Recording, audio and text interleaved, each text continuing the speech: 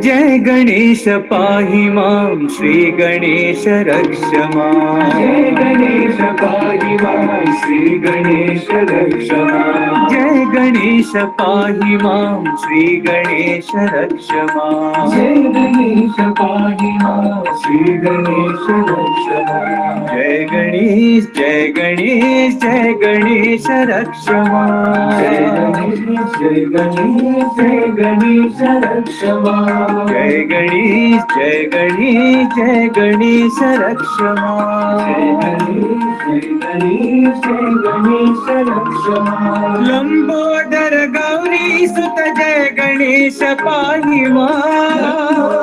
गौरी सुत जय गणेश पाहि मां। लंबोदर गौरी सुत जय गणेश पाहि मां।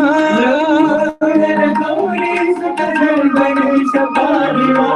मंगल कर संकट हर जय गणेश रक्ष मां। मंगल कर संकट हर जय गणेश।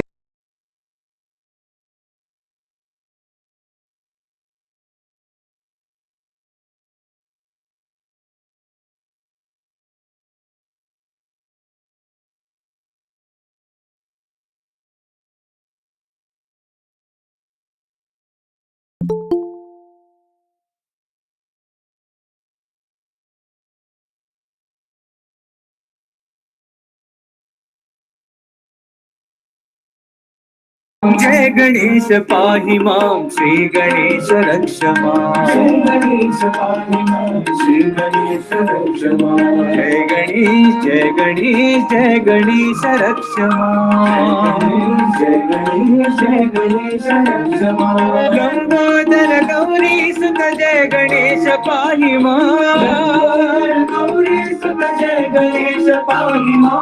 मंगल कर संकट हर जय गणेश रक्ष मां। मंगल कर संकट हर जय गणेश रक्ष मां। जय गणेश जय गणेश जय गणेश रक्ष मां। जय गणेश जय गणेश रक्ष मां। जय गणेश जय गणेश जय गणेश रक्ष मां। जय गणेश जय गणेश रक्ष मां। जय गणेश पाहि मां, श्री गणेश रक्ष मां।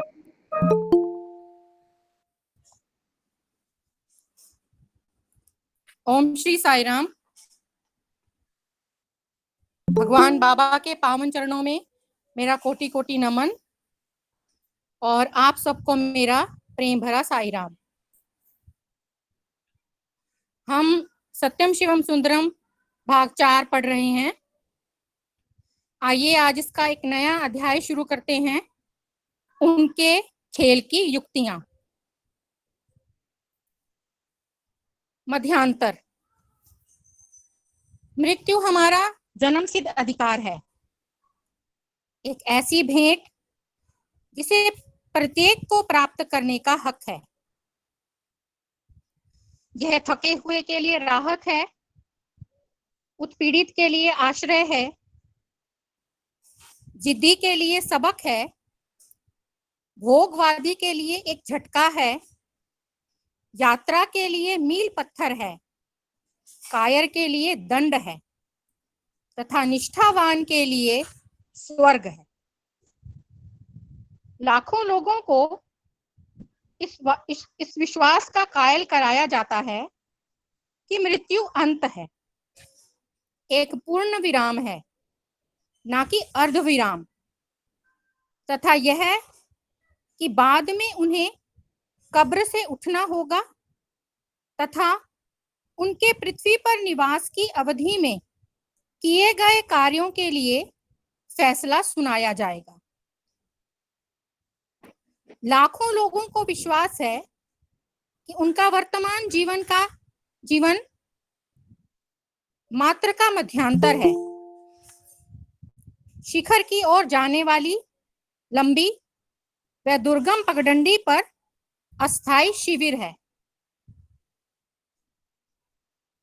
बाबा की बड़ी बहन के पति का देहावसान छोटी आयु में ही हो गया, जबकि वे 25 वर्ष के थे।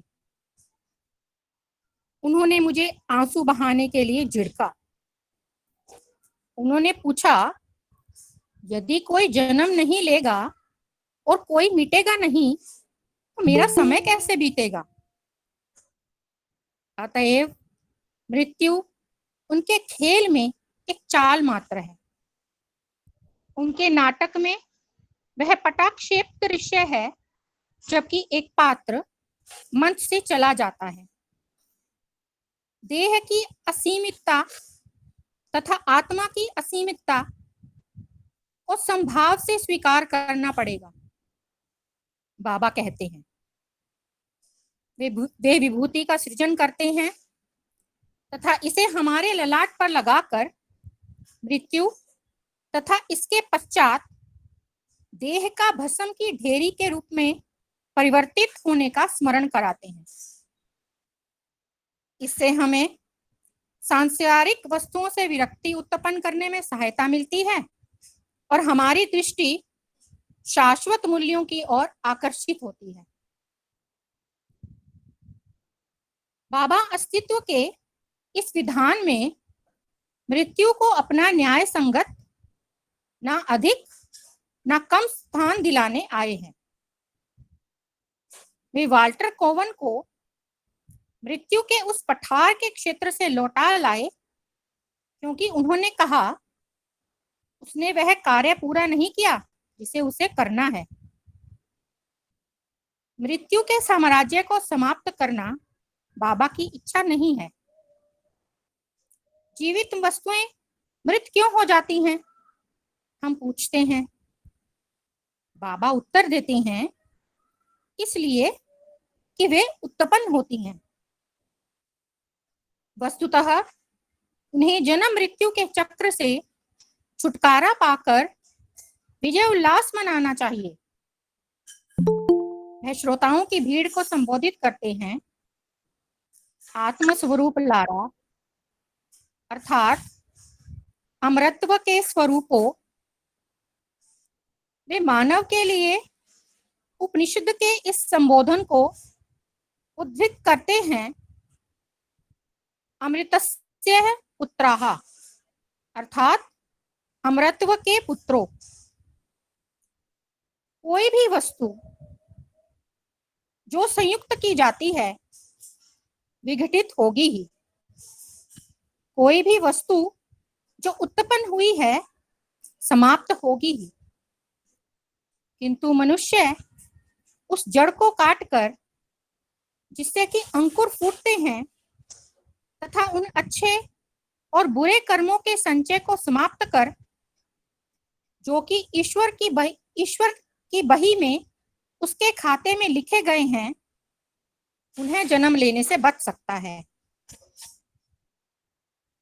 सभी शारीरिक, मानसिक व बौद्धिक क्रियाओं को त्याग कर नहीं, अपितु उनके फलों को त्याग कर इस संचय को शून्य कर दो। यह मत सोचो कि परिणाम या फल मेरे हैं, इसलिए मैं पाने वाला या खोने वाला हूं। ईश्वर ने तुम्हें यह शरीर, मन और बुद्धि दी है। ईश्वर ने इच्छा दी है, उसी ने योजना बनाई है। उसके अनुग्रह का फल भी उसी का रहने दो। तब तुम्हारे में ना तो धन और ना ऋण शेष बचेगा। तुम्हें इस शेष को बराबर करने के लिए वापस नहीं आना पड़ेगा, अथवा व्यक्ति को ससीमितता में से असीमता की शिक्षा लेने के लिए मानव देह धारण करनी पड़ेगी। बाबा ने शुल्मन से कहा, मैं जानता हूं कि तुम्हें तुम्हारे भूतकाल ने किस तरह का बनाया है, तथा मैं तुम्हें अपना भविष्य बनाते हुए देख रहा हूं। मैं जानता हूं कि तुम क्यों कष्ट पा रहे हो, कब तक तुम्हें कष्ट पाना है तथा कब तुम्हें इससे मुक्ति मिलेगी। इंदिरा देवी को 108 मणियों की माला देते हुए बाबा ने कहा था, इसे बीमार व्यक्ति के ऊपर रखना तथा स्वस्थ होने के लिए प्रार्थना करने में उसे मदद करना, वह स्वस्थ हो जाएगा। इंदिरा देवी ने पूछा, किसी भी तरह बीमारी? नहीं, स्वामी ने कहा, यदि बीमारी कार्मिक ऋण के भुगतान के रूप में हो तो नहीं। मद्रास की श्रीमती वेंकट मुनि को बाबा ने एक माला दी थी। जब उनकी बूढ़ी सास मृत्यु की देहरी पर पहुंची और उसके बिस्तर के चारों ओर स्वजनों की भीड़ मृत्यु की प्रतीक्षा करती खड़ी थी, तब उन्होंने उसके सीने पर माला रख दी तथा उनके ठीक होने के लिए प्रार्थना की। उनकी चेतना लौट आई तथा अगले दिन की भोर देखने को वह उठ बैठी। वह यह जानने को बड़ी उत्सुक थी कि घर इतने लोगों से क्यों भरा था, किंतु जब उनका स्वयं का पुत्र, जो कि बचपन से ही बार बार पड़ने वाले दौरे से पीड़ित था, खतरनाक रूप से मृत्यु की कगार पर पहुंच गया, तो श्रीमती वेंकट मुनि अपने कमरे में माला लेने भाग कर गईं, तो उनकी उंगलियों में वह नहीं ठहरी। वह इतनी बार उनकी पकड़ से छूट गई कि अंत में जब उसने उसे पकड़ा और अपने पुत्र तक लेकर गई, तब तक बहुत विलंब हो चुका था।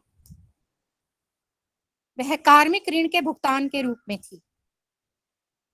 बाबा ने उन्हें बाद में बताया कि उनके पुत्र को अपने ऋण को शेष चुकता करना था तथा उसने शाश्वत आनंद को प्राप्त कर लिया है। उन्होंने कहा, यदि तुम्हें उसके प्रति वास्तविक प्रेम है तो इस बात की खुशी मनाओ कि वह उस शरीर से मुक्ति पा गया जिससे उसने कोई शांति प्राप्त नहीं की। पिता और पुत्र। दक्षिण भारत के प्रसिद्ध गायक श्री सुंदर राजन दयनीय रूप से विक्षिप्त हो गए थे। जब डॉक्टरों ने निर्णयात्मक रूप से कह दिया कि पुत्री का हृदय केवल अमेरिका में हो सकने वाले ऑपरेशन से ही बचाया जा सकता है, किंतु बाबा ने बहुत कम समय में उसे ठीक कर दिया। उन्होंने एक रुद्राक्ष सृजित किया तथा उससे विधि पूर्वक धोए गए पानी को पीने के लिए उसे कहा। उनके एक पुत्र था जिसे सांघातिक पीलिया हो गया था। अंत में डॉक्टरों ने जवाब दे दिया। उसे घर ले जाया गया तथा बच्चे की स्वयं की प्रार्थना पर बाबा के चित्र के सामने लिटा दिया गया। पिता ने बाबा को टेलीफोन मिलाया। प्रशांति निलयम में उनसे संपर्क जुड़ गया, किंतु लाइन में इतना व्यवधान था कि ना तो उनकी प्रार्थना उन तक सुनाई दी, ना वे भगवान की बात सुन सके। पुत्र बाबा का नाम अपने होठों पर लिए पारायण कर गया। बाद में बाबा ने सुंदर राजन को बताया कि उनका पुत्र एक महान आत्मा थी, जो कि अपने कार्मिक ऋण का थोड़ा सा शेष चुकाकर जन्म मरण के बंधन से मुक्ति पा गई। राजमुंद्री में बाबा ने एक फुटबॉल के मैदान में विशाल भीड़ को संबोधित किया। 2 सप्ताह बाद उन्हें उस व्यक्ति से एक पत्र मिला जिसने उन्हें ध्वनि प्रसारक पर सुना था। उसके साथ उसका पुत्र भी खड़ा था। मेरा पुत्र आपके प्रवचन तथा गाए गए भजनों से इतना प्रभावित हो गया कि वह आप में ही लीन हो गया। वह निरंतर भजन करता रहा, आपकी महिमा वह महानता का गुणगान करता रहा। जब वह उच्च चेतना की स्थिति में था तभी उसका देहांत हो गया। मुझे प्रसन्नता है कि ऐसी पवित्र आत्मा को मैं अपना पुत्र कह सका। हमने उसकी अंतिम क्रिया यह जानते हुए की कि उसने मानव के सर्वोच्च लक्ष्य को प्राप्त कर लिया है। ऐसी कई घटनाएं हैं जब बाबा ने प्रार्थना करने पर सीधे ही वरदान दिए हैं। चिंचोली राजम्मा के नाम से प्रसिद्ध एक महिला की 8 वर्षीय पुत्री अपनी मां के साथ चौथी दशाब्दी में पुटापर्ती आया करती थी। वह उछलती कूदती और भागती रहती, हंसती और गुनगुनाती, बाबा की उपस्थिति में धूप किरण की तरह इधर उधर फुदकती रहती। एक संध्या को जब बाबा भक्तों के एक छोटे समूह के साथ चित्रावती की रेत की तरफ जाने वाले थे, वह उनके सैंडल ले गई तथा उनके सामने जमीन पर रख दिए। बाबा ने उसके सिर को थपथपाया और कहा, तुम्हें क्या चाहिए, मुझे बताओ। उसने अपने उत्तर में सबको आश्चर्यचकित कर दिया तथा अपनी माता को शोक मग्न कर दिया। मैं आपके चरणों में लीन होना चाहती हूँ। बाबा ने कहा, तुम अभी बच्ची हो, तुम्हें अभी विवाह करना है, एक परिवार बसाना है, अपनी माँ को खुशी प्रदान करो। किंतु लड़की ने इस बात पर जोर दिया कि ये सब बातें उनमें लीन होने की तुलना में तुच्छ हैं।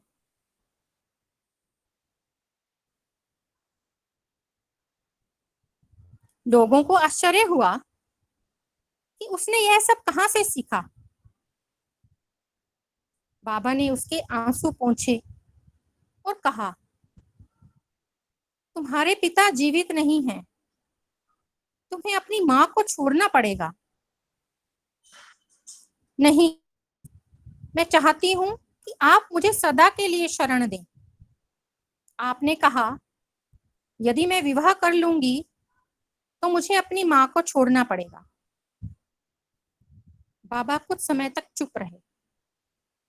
उस कोमल हृदय की तड़फ के प्रति बाबा का उत्तर था, अच्छा अच्छा, तथा उन्होंने उसके गाल पर चिकोटी काटी। 5 दिन बाद बेंगलोर में गुरुवार को उसने बाबा के उस चित्र पर दृष्टि जमाए हुए शांतिपूर्वक प्राण त्याग दिए, जिसकी उसने मात्र 3 घंटे पूर्व ही फूलों से सजाकर लगातार भजन गाते हुए पूजा की थी। उसकी मां इस बात के लिए कृतज्ञ है कि परमात्मा ने उसकी पुत्री को अपनी दिव्य भुजाओं में शरण दे दी है।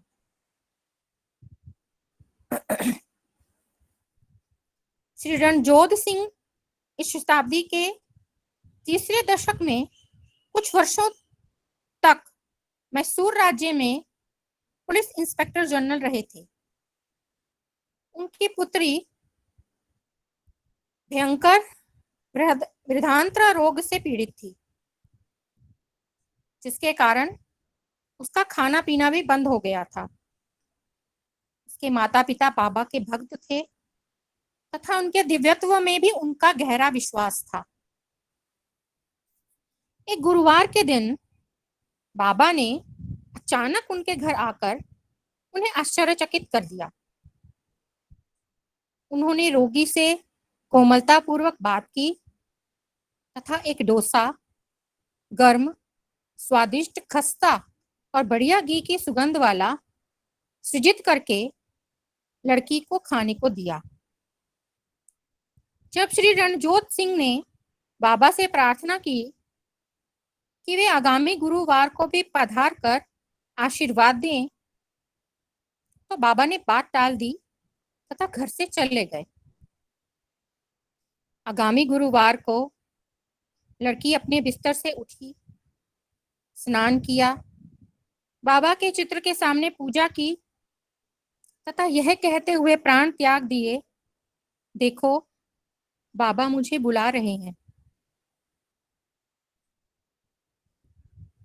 बाबा ने बहुत पहले उसके लिए चांदी की एक प्लेट सृजित की थी जिस पर 2 चरण चिन्ह अंकित थे तथा जिन्हें उन्होंने विष्णु के चरण बताया था। यह प्लेट सम्मान पूर्वक उस तकिए के नीचे रखी हुई थी जिस पर वह सिर रखती थी। जब उसका देहांत हुआ, वह प्लेट गायब हो गई। बहुत खोज करने पर भी उसका पता नहीं लगा। माता पिता अत्यंत कृतज्ञ थे, क्योंकि जैसा कुछ अमेरिकन लोगों ने कहा था, काश लोग जान पाते कि मरकर बाबा में लीन होना कितना शानदार है। स्टीव नामक युवक जिसकी की वे परिचर्या कर रहे थे, कैंसर के कारण मृत्यु के निकट पहुंच गया था। स्टीव ने अंतिम दिन मद्य, नृत्य आदि को त्याग दिया तथा अपने होठों पर महिमायुक्त प्रार्थना तथा चेहरे पर प्रसन्नता लिए हुए शुद्धिकरण की अग्नि परीक्षा से निकल आया, जबकि बाबा द्वारा उसकी प्रार्थना का उत्तर दे दिया गया। होनोलुलु के डॉक्टर क्रीमर कृतज्ञता की उसी भावना से लिखते हैं, मीकी के देहावसान की शोकपूर्ण और गौरवपूर्ण सूचना देते हुए यह लिख रहा हूं, वह अवश्य ही सीधे बाबा के हाथों में पहुंची है। वह अत्यंत शांत थी, मुस्कुरा रही थी, पूरी तरह भय और चिंता रहित थी तथा अंतिम क्षण तक वह बाबा के नाम का ही चिंतन कर रही थी। उनकी हथेली में उन्होंने देखा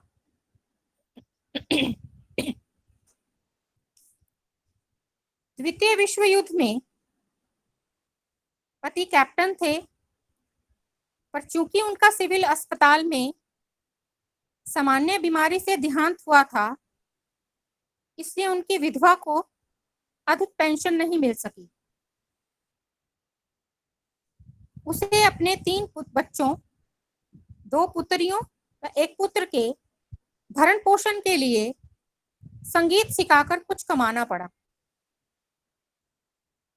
पुत्र ने अपनी तरुण अवस्था में ही मद्रास विश्वविद्यालय से बीएससी की परीक्षा प्रथम श्रेणी में उत्तीर्ण कर ली। सैनिक अधिकारियों ने बेंगलोर में अपनी छावनी के कार्यालय में उसे नौकरी दे दी। मां हर्ष से विह्वल हो उठी। उसने आंध्र प्रदेश की तिरुमलाई पहाड़ियों पर स्थित मंदिर में अपने परिवार के आराध्य देव वेंकटाचलपति की पूजा करने हेतु भेजा, जिससे कि वह देवी आशीर्वाद के साथ बेंगलोर में अपने काम पर जा सके। वस्तुतः हुआ इस तरह कि लड़का मंदिर के तालाब में डूब गया। लाख की शिनाख्त न हो सकी और इस कारण वह 2 दिन तक पुलिस के संरक्षण में रही।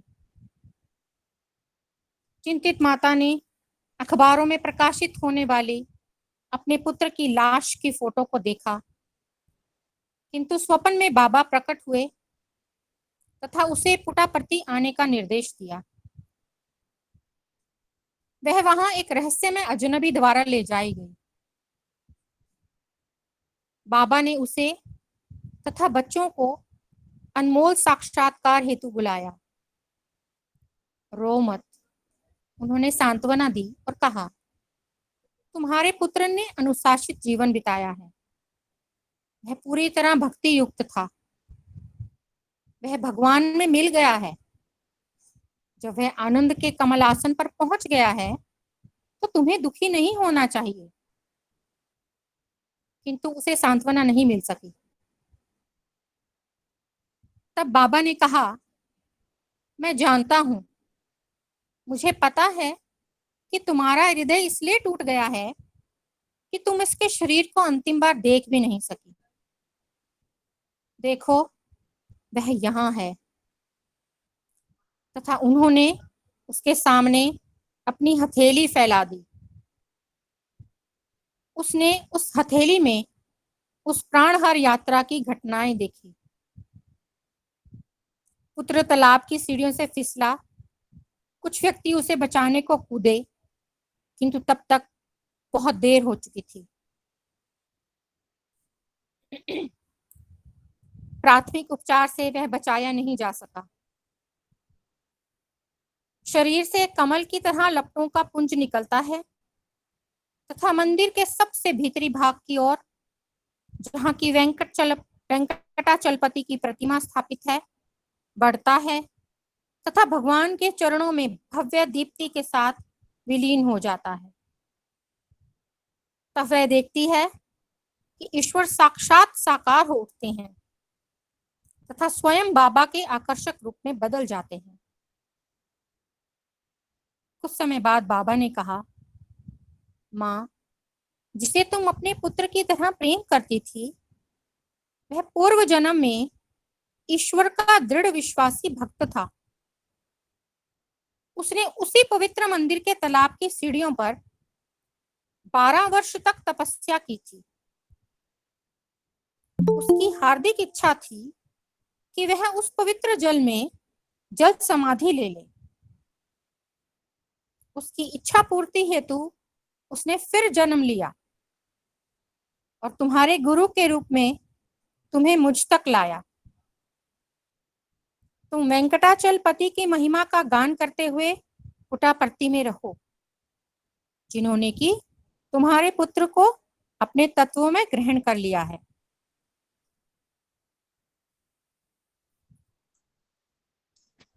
आज गुरुवार है। विक्टोरिया कॉलेज पालघाट के प्रोफेसर रामकृष्ण दोपहर के बाद मध्यावकाश में घर लौट रहे थे। तभी एक वृद्ध पुरुष ने उन्हें सड़क के बीच में रोका। आश्चर्यचकित प्रोफेसर को लगा कि जैसे शिरडी बाबा ही प्रकट हुए हों। उन्होंने तमिल में ही कहा, इसीलिए मैं रमेश को अपने साथ ले जा रहा हूं। रमेश उनका 14 वर्ष की आयु का पुत्र था। वह उस दिन प्रातःकाल विद्यालय गया था। प्रोफेसर शीघ्रतापूर्वक घर पहुंचे और उन्होंने पाया कि रमेश विद्यालय से तेज बुखार में आया था। वह तभी तक जीवित रहा जब तक अपने बिस्तर के पास उसने अपने माता पिता को साथ साथ नहीं देख लिया। पिता ने मुझे लिखा था, बाबा कितने दयालु थे कि उन्होंने मुझे बताया कि वे रमेश को ले जा रहे हैं, जिसे उन्होंने मुझे प्रसाद के रूप में प्रदान किया था, और वह भी गुरुवार को, जिस दिन की वे हमें उनके प्रति आत्मसमर्पण करने का आदेश देते हैं।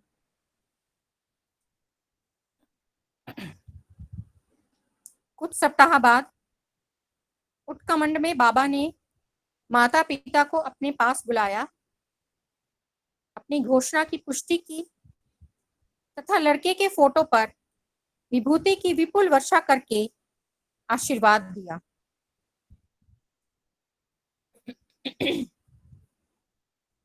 अमेरिका के प्रशांत सागर के किनारे सान डियागो में एक लड़की लिन की माता को भी इस बात से बड़ी सांत्वना मिली कि गुरुवार को ही वह अपने छोटे भाई को एक कुत्ते से बचाने के प्रयास में पेड़ से गिर पड़ी थी और उसकी मृत्यु हो गई थी। लिन बाबा की पूजा करती थी। वह बाल विकास समूह की सबसे प्रतिभाशाली लड़की थी।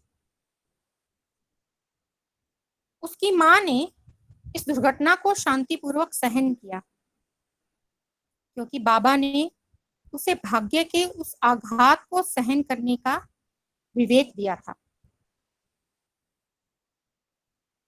31 दिसंबर 1973 को मुझे नई दिल्ली के एक पुत्री वियोग को प्राप्त पिता का पत्र मिला। उसने लिखा, मैं जानता हूं कि मुझे आपसे कोई उत्तर नहीं मिलेगा क्योंकि आप बहुत व्यस्त हैं,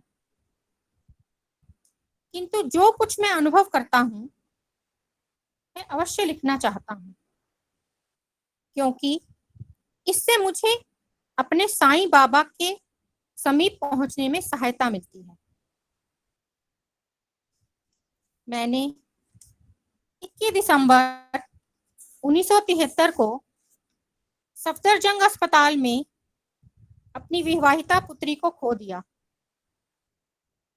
उसकी मृत्यु जल जाने के कारण हुई। 8 दिनों तक मैं उसके पास रहा।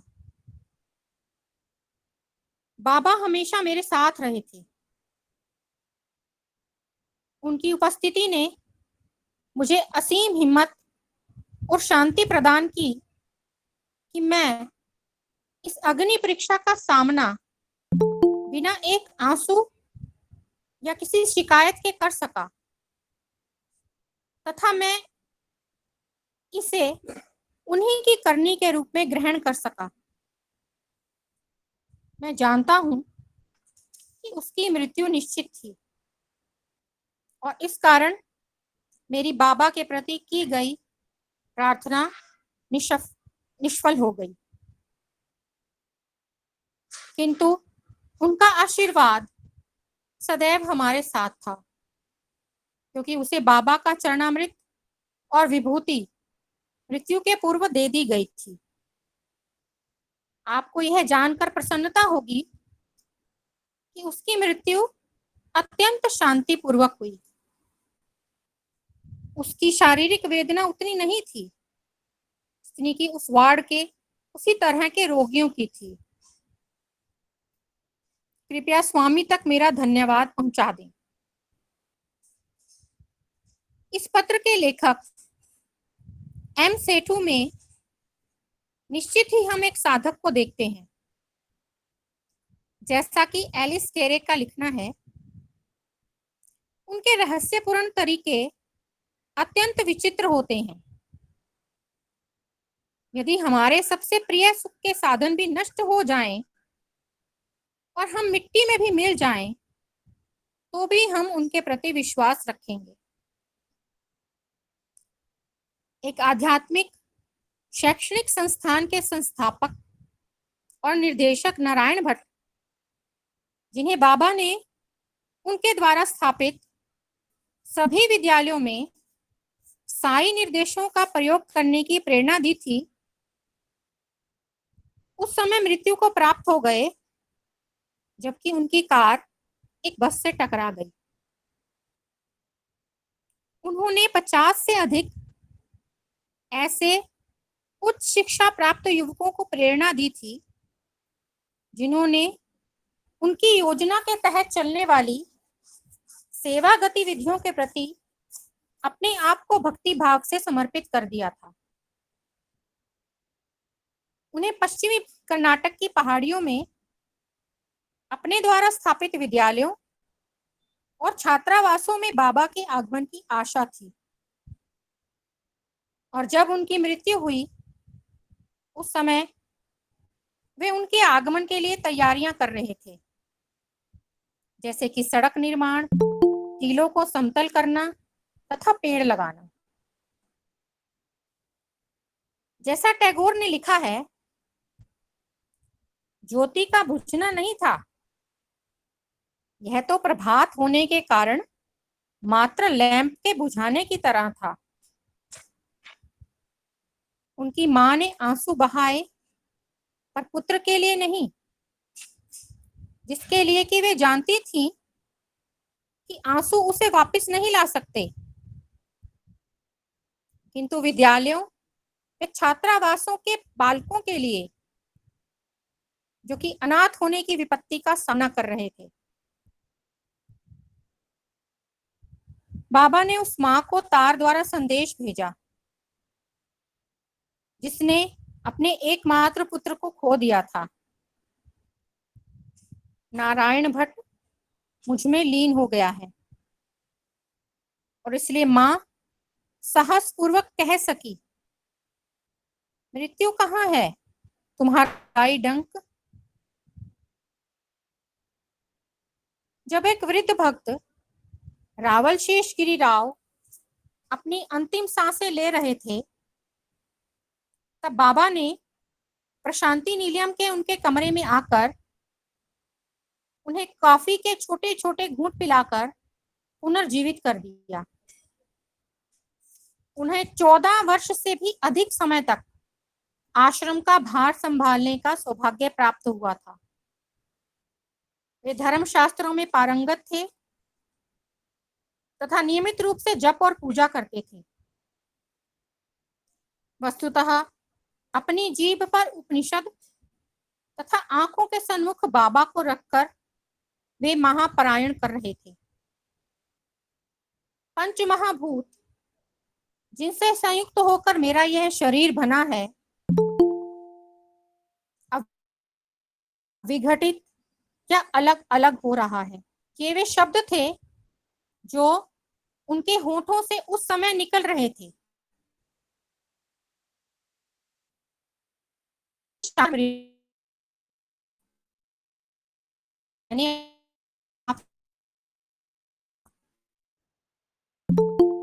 बाप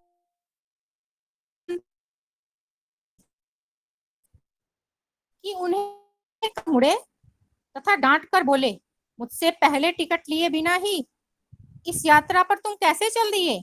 नीचे उतरो, मंदिर के अपने रोजमर्रा के कार्यों को पूरा करो, पूर्वाहन के भजनों में सम्मिलित हो तथा आरती करो। कहने की आवश्यकता नहीं कि उन्हें जैसा कहा गया उन्होंने वैसा ही किया।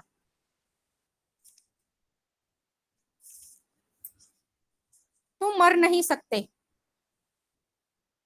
मरणशैया पर पड़े बेंगलोर निवासी की स्वयं की स्वीकार उक्ति युक्त कहानी पर हम विचार करें।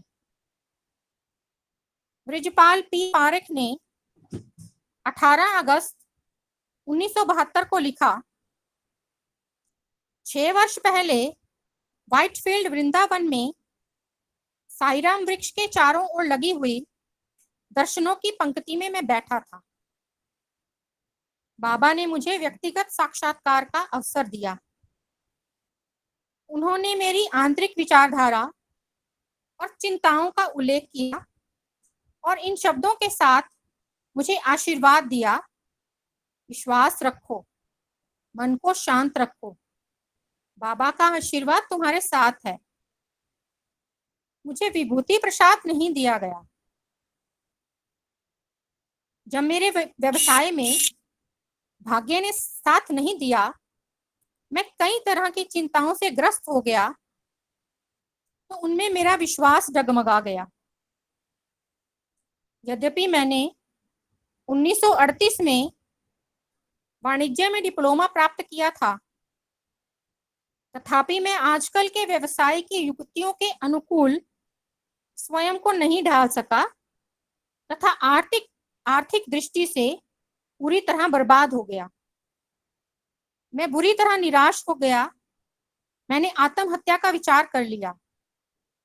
मैंने टिक 20 की एक बोतल खरीद ली तथा किसी गुप्त स्थान पर उसे रख दिया। बहुत आत्म संघर्ष के बाद मैंने श्री गणेश के पवित्र उत्सव गणेश चतुर्थी की उस रात्रि 4 सितंबर 1970 को उस जहर का उपयोग करने का निश्चय किया। किंतु मेरी बड़ी बहन, जो कि उन दिनों बीमार चल रही थी, अचानक उसी दिन चल बसी, मानो उसने मेरे आत्महत्या के कार्यक्रम को इस तरह स्थगित करने की चेष्टा की हो। मैं बाबा के इस रहस्यपूर्ण तरीके को नहीं समझ पाया। मैं और अधिक हताश हो गया और अंत में मैंने 11 सितंबर 1970 को सायंकाल 4 बजे का समय और तारीख एक चुटकी विभूति के साथ, जो कि मैंने कहीं से प्राप्त कर ली थी, जहर को पीने के लिए निर्धारित की। विभूति के साथ इसलिए कि अंत शांतिपूर्ण हो। उस दिन मैं प्रातःकाल जल्दी ही अपनी जेब में जहर की बोतल लेकर दुकान पर पहुंच गया। मैं अकेला था और दोपहर बाद किसी ग्राहक के आने की आशा भी कम थी। मैं खुश था कि मृत्यु का निर्धारित समय निकट आ गया। मैं उस समय सनातन सारथी पढ़ रहा था, जो कि उस दिन दोपहर की डाक से आई थी, तथा मुझे कौतूहल था कि जब मैं बाबा में लीन होऊंगा तो उनके चमत्कार का किस तरह का अनुभव होगा। दोपहर बाद 1:30 बजे सादे कपड़ों में पुलिस के 2 सिपाही मेरी दुकान पर आए और बोले मुझे उनके साथ शेषाद्रीपुरम पुलिस स्टेशन जाना होगा। मैं समझ नहीं पाया कि मुझे क्यों बुलाया गया है। भयपूर्ण व उलझनपूर्ण मनस्थिति में मैंने अपनी दुकान बंद कर दी और उनके साथ चल दिया। बोतल मेरी कमीज में थी। पुलिस स्टेशन पर मुझे कहा गया कि इंस्पेक्टर बाहर गए हुए हैं। मुझे बताया गया कि मुरादाबाद उत्तर प्रदेश के एक न्यायाधीश द्वारा मुझे गिरफ्तार करने के लिए एक वारंट है। तब मुझे ध्यान आया कि मुरादाबाद के एक व्यापारी द्वारा भेजे गए माल के बिलों का भुगतान नहीं करने के कारण उसने मेरे विरुद्ध एक मुकदमा दर्ज करवाया था। मैंने उस व्यापारी को अपनी कठिनाई बताई थी तथा अनुरोध किया था कि भुगतान के लिए कुछ और समय दे, किंतु उसने मुझ पर विश्वास नहीं किया। वह मेरे खिलाफ न्यायालय में गया और मुझ पर धोखाधड़ी का आरोप लगाया। वारंट जमानती था, किंतु इसके लिए मुझे एक जमानती को प्रस्तुत करना था। इस बीच मुझसे हवालात में बंद होने के लिए कहा गया। पुलिस अफसर ने कहा, हवालात में जाने से पूर्व अपनी जेब का सामान निकाल कर इस टेबल पर रख दो। मैं बोतल की वजह से हिचकिचाया। मैंने कहा कि यह केवल सिविल केस है और उनसे विनती की कि मुझे अंदर बंद ना किया जाए। उसे मुझसे सहानुभूति हुई तथा उसने मुझे अपने पास की बेंच पर बैठने की अनुमति दे दी। मैंने अपने बड़े भाई को बुलवाया। वे अति शीघ्र आ गए। मैंने उन्हें वह भेद खोलने वाली बोतल, जो कि कागज में लिपटी हुई थी, थमा दी तथा किसी को भी बताए बिना घर जाने के लिए कह दिया। उन्हें मेरे लिए किसी जमानती की तलाश करनी थी। ठीक 4 बजे सायंकाल पुलिस स्टेशन के प्रभारी इंस्पेक्टर महोदय आ पहुंचे तथा मुझे हवालात में बंद करने का आदेश दे दिया। उन्होंने मेरे अनुरोध व स्पष्टीकरण पर बिल्कुल ध्यान नहीं दिया। मैंने साहस जुटाया और जेल की कोठरी में चला गया। मैंने बाबा के आश्वासन का स्मरण किया, बाबा सदैव तुम्हारे साथ हैं। मुझे अत्यंत प्रसन्नता हुई जब मुझे लगा कि बाबा ने मेरी आत्महत्या को टाल दिया है। मैंने कोठरी में बाबा को मेरी मूर्खता पर हंसते हुए देखा। मैं वहां केवल 4 मिनट रहा। मेरे भाई जमानती के साथ आ पहुंचे और मुझे छोड़ दिया गया। मेरे भाई ने मुझे बुरी तरह झिड़का कि मैंने अपनी जेब में जहर किस लिए रखा था। बाबा ने मेरे प्रथम प्रयास को मेरी बहन की अचानक मृत्यु से विफल कर दिया, साथ ही उसे उस पीड़ाजनक बीमारी से मुक्त कर दिया था जिसे वह अपनी वृद्धावस्था में सह नहीं पा रही थी। फिर उन्होंने मेरे दूसरे प्रयास को 18,000 मील की दूरी से उस दुर्भाग्यपूर्ण क्षण के पूर्व वारंट मंगवाकर विफल कर दिया तथा बिना जहर की बोतल के ठीक उसी समय जेल में बंद करवा दिया जो कि मैंने आत्महत्या के लिए निश्चित किया था।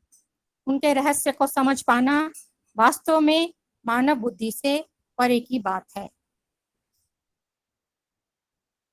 साईराम दीदी।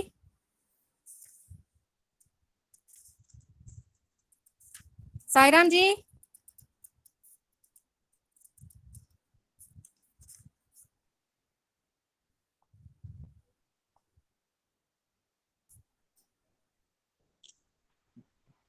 हाँ सुमन, साईराम। साईराम दीदी। आज इतना ही पढ़ते हैं, थोड़ी बात कर लेते हैं। ठीक हाँ है? जी दीदी। हाँ ठीक है, साईराम जी। साईराम। डॉक्टर अमर सिंह हमारे मध्य में। डॉक्टर साहब, आप प्लीज कुछ बताइए हमें। साईराम। डॉक्टर साहब। साईराम, मेरी तबीयत से ठीक नहीं है, मैं नहीं ज्यादा बोल पाऊँ, प्लीज अब जल्दी माफ करें। हाँ आप। नहीं नहीं, जल्दी जल्दी ठीक हो जाइए आप। ठीक है, साईराम। ठीक। हाँ जी साईराम। शुरू से सुना तो फिर तो सारे याद रहे। शुरू से सुना शायद अलग चमत्कार है। हाँ जी साईराम। आज तो साईराम, आज के पाठ में जितने भी प्रसंग हमने हैं,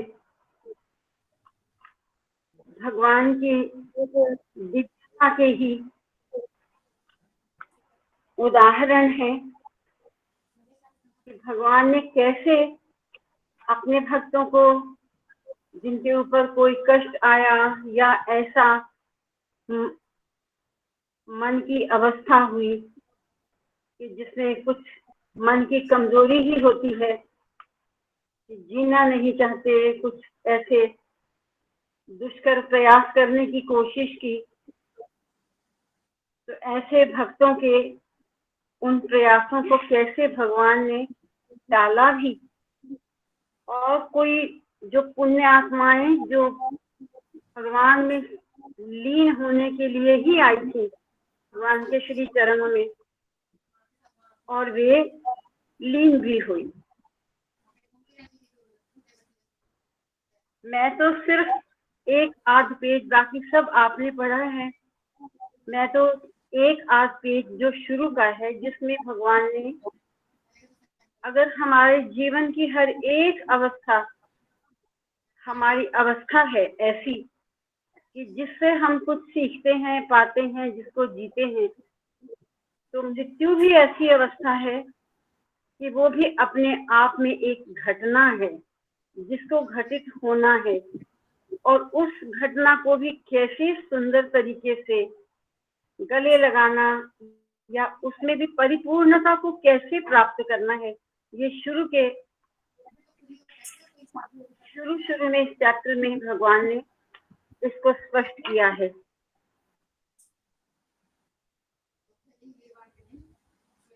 एक मिनट।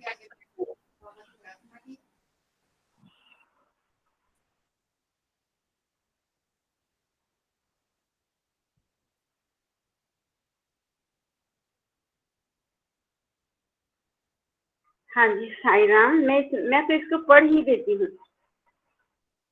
कैसे कहा मध्यांतर, उनकी खेल की युक्तियां। भगवान के लिए तो सारी सृष्टि की रचना भी खेल ही है। हमारे शास्त्रों में ये बात आती है बिल्कुल, उपनिषदों में, कि जब ये प्रश्न होता है कि भगवान ने जब एको हम बहुश्याम कह के इस सृष्टि की, इस अनंत ब्रह्मांड की रचना की, इतने बड़े ब्रह्मांड की रचना की, तो फिर भगवान से ही, उस परम सत्ता से ही प्रश्न कि ये इस इतने बड़े ब्रह्मांड को, इतनी सृष्टि को क्यों रचना की उसने। तो उसका उत्तर भी उपनिषदों में यही मिलता है, लीला एव, बस एक भगवान की लीला है ये। तो इस जीवन, जो भगवान ने सबको जीवन दिया, जीवन की हर घटना उसकी लीला है, लेकिन हम अपने आप को नहीं जानते। वो भगवान हर पल को, हर क्षण को जानते हैं, जो हम जी रहे हैं, जिन परिस्थितियों में जी रहे हैं और जिन परिस्थितियों में हमें जीना है, भगवान उसको जानते हैं। तो वही जो लीला, अंतिम लीला होती है, हर जीवन का अंत जो होता है, कि मृत्यु भी, भगवान ने क्या कहा, मृत्यु हमारा जन्म सिद्ध अधिकार है। एक ऐसी भेंट जिसे प्रत्येक को प्राप्त करने का हक, उसको भी भेंट कहा है। एक ऐसी भेंट क्योंकि इस कड़वे सत्य को स्वीकार करने के लिए कोई तैयार नहीं है, लेकिन भगवान ने कहा ये ऐसी भेंट जिसे प्रत्येक को प्राप्त करने का हक है। ये थके हुए के लिए राहत है। जीवन जीते जीते इंसान थक जाता है, तब वो इस अंतिम चिरस्थायी शांति को पाता है। वह थके हुए के लिए राहत है, उत्पीड़ित के लिए आश्रय है और जिद्दी के लिए सबक है, भोगवादी के लिए एक झटका है और यात्रा के लिए मील का पत्थर है, कायर के लिए दंड है तथा निष्ठावान के लिए स्वर्ग है। लाखों लोगों को इस विश्वास का कायल कराया जाता है कि मृत्यु अंत है, एक पूर्ण विराम है, ना कि अर्ध विराम, तथा ये कि बाद में उन्हें कब्र से उठना होगा और उनके पृथ्वी पर निवास की अवधि में लिखे गए कार्यों के लिए फैसला सुनाया जाएगा। लाखों लोगों का विश्वास है कि उनका वर्तमान जीवन मात्र का मध्यांतर है, जो वर्तमान जीवन मात्र का मध्यांतर है, शिखर की ओर जाने वाली लंबी व दुर्गम पगडंडी पर अस्थायी शिविर है। बाबा की बड़ी बहन के पति का देहावसान छोटी अवस्था में ही हो गया था, जबकि वे 25 वर्ष के थे। उन्होंने मुझे आंसू बहाने के लिए झिड़का। तो उन्होंने पूछा, यदि कोई जन्म नहीं लेगा तो कोई मिटेगा नहीं, तो मेरा समय कैसे बीतेगा। अतएव मृत्यु उनके खेल में एक चाल मात्र है, उनके नाटक में एक पटाक्षेप दृश्य है। पर्दा आया, पर्दा आगे की ओर हटा दिया, जबकि एक मात्र मंच से चला जाता है। देह की ससीमता तथा आत्मा की असीमता को समभाव से स्वीकार करना पड़ेगा। देह तो सीमा में है, तो देह की ससीमता जो सीमा में है और आत्मा की असीमता को समभाव से स्वीकार करना पड़ेगा। वे विभूति का सृजन करते हैं तथा इसे हमारे ललाट पर लगाकर मृत्यु तथा उसके पश्चात देह का भस्म की ढेरी के रूप में परिवर्तित होने का स्मरण कराते हैं। इससे हमें सांसारिक वस्तुओं से विरक्ति उत्पन्न करने में सहायता मिलती है और हमारी दृष्टि शाश्वत मूल्यों की ओर आकर्षित होती है। अथवा अस्तित्व के इस विधान में मृत्यु को अपना न्याय संगत न अधिक न कम स्थान दिखाने आए हैं। वे वाल्टर कोवन को मृत्यु के उस पठार के क्षेत्र से लौटा लाए। द मैन ऑफ मिरेकल इस बुक में विस्तार पूर्वक इस घटना को, हार्वर्ड मर्शेट की जो बुक है इसमें विस्तार पूर्वक कोविन की इस घटना का वर्णन किया है कि कैसे मृत्यु से उसको वापस ले आए। तो मृत्यु के साम्राज्य को समाप्त करना बाबा की इच्छा नहीं है।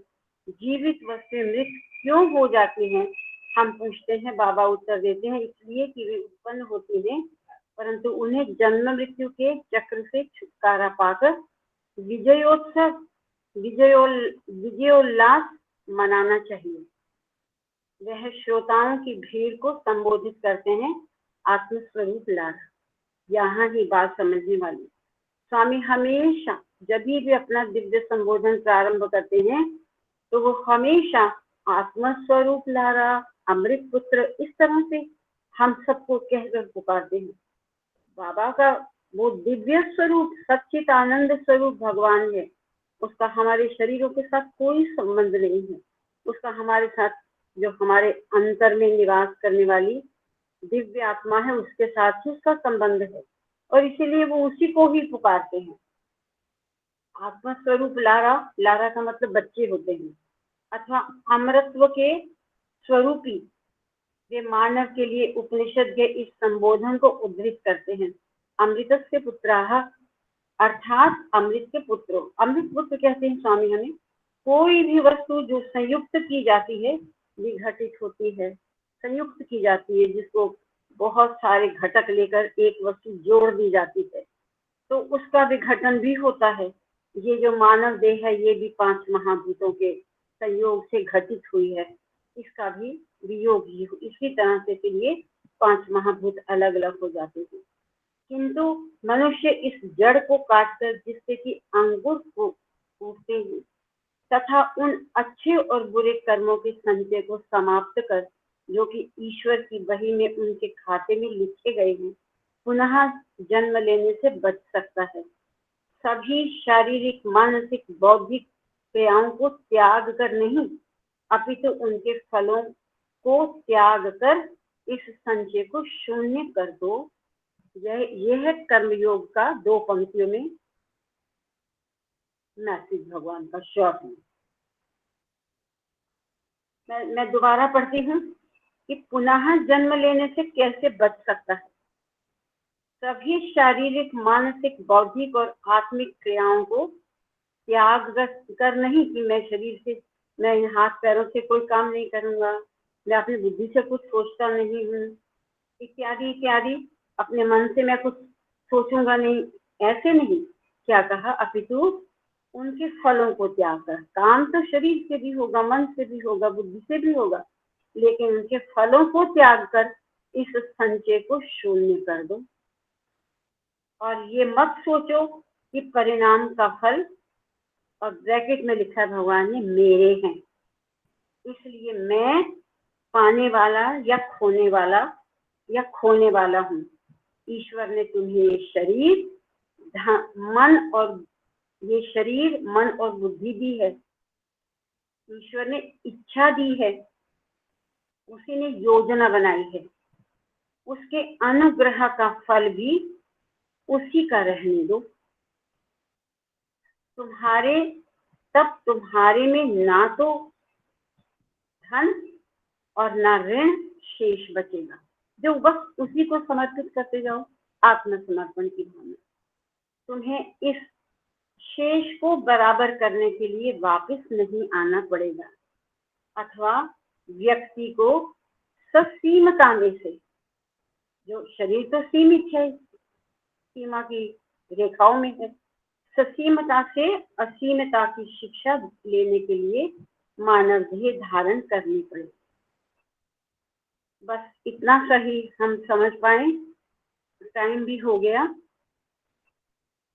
ससीमता से असीमता की ओर बढ़ना है, यही साधना है जिसको निरंतर हमें करते रहना है और अपने जीवन को सार्थक करना है। और यही एकमात्र स्वामी के प्रति किया गया, भगवान के प्रति किया गया समर्पण है। ओम साई राम। अभी 1 ही मिनट बचा है। हमारे साथ मिसेस दुबे जुड़ी हुई हैं, आप कुछ कहना चाहेंगे? साई राम। मेरे को नहीं लगता है आज कुछ कहना चाहिए। आज जो सुने हैं उसी में डूब के रहते हैं, क्योंकि इससे आगे कुछ बोला नहीं जाएगा। हाँ, इसी को ही हमें थोड़ा मंथन भी और करना पड़ेगा। और यही कि हम इस सच्चाई को स्वीकार नहीं कर पाते, नहीं कर रहे हैं, लेकिन स्वीकारनी होती है, इस सच्चाई को भी स्वीकारना होता है, क्योंकि भगवान ने कह दिया ये भी एक जीवन, ये भी एक सच्चाई, ये उतना ही सत्य है जितना हमें ये शरीर चलता फिरता दिखाई देता है। माइती दीदी आप कुछ कहेंगे? साई राम, आपने अनम्यूट किया, आप कुछ कहना चाहेंगे? माया दीदी, साई राम। अच्छा साई राम, आप अच्छा मेरे से बात कर रही हूँ? हाँ, आपका अब आज तो समय हो गया है। ठीक है, मैंने मेरे इसलिए कहा आपका हम्म, अनम्यूट, मुझे लगा आप कुछ कहना चाह रहे हैं। ठीक है, साई राम कहना था बस। मैंने सोचा मेरे पास अनुभव तो 2-3 हैं, तो कोई नहीं। इस अगर हाँ वो मैं कभी सुना सकती हूँ। जी हाँ, आज रहने देते हैं, वो 2-3 मिनट में नहीं पूरा हो पाएगा, 2-4 मिनट में। आज आज का विषय भी वो है जिसका हमें फिर गहन रूप से चिंतन करना है, आत्मसात करना है और स्वीकारना। साई यस, राम। साई राम, बिल्कुल साई राम। समस्त लोकाः सुखिनो भवन्तु, समस्त लोकाः सुखिनो भवन्तु, समस्त लोकाः सुखिनो भवन्तु। ॐ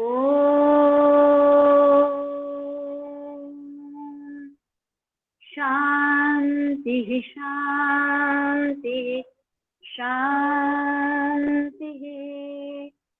ॐ द्यौः शान्तिरन्तरिक्षगुं शान्ति पृथिवी शान्तिरापः शान्तिरोषधयः शान्तिः वनस्पतयः शान्तिर्विश्वे देवाः शान्ति ब्रह्मा शान्ति सर्वं शान्तिः शान्तिरेव शान्तिः सामा शान्तिरेधि। ॐ शान्तिः शान्तिः शान्तिः।